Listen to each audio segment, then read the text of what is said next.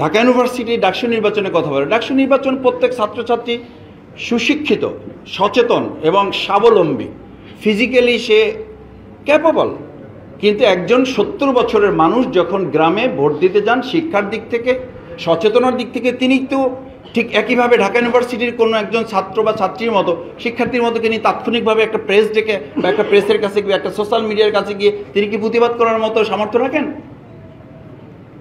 Dhaka university DUCSU নির্বাচন করতে গিয়ে আমরা যতটুকু জানার সুযোগ হয়েছে, ঘাম ঝরেছে, শুধু ঘাম ঝরেনি, কোনো কোনো সময় আমাদের কাছে মনে হয়েছে যে আমরা সিটকে পড়ে যাচ্ছি, ইলেকশনটা বন্ধ হয়ে যাচ্ছে।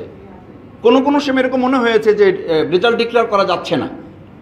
রেজাল্ট ডিক্লেয়ার করার কথা রাত 8টায়, রেজাল্ট ডিক্লেয়ার করার কথা রাত 10টায়। সেই রেজাল্ট ডিক্লেয়ার করতে তো পরের দিন সকাল 10টা বেজেছে। কেন বেজেছে? কেন ইউনিভার্সিটির পার্শ্ববর্তী এলাকায় লোক জড়ো হয়েছে?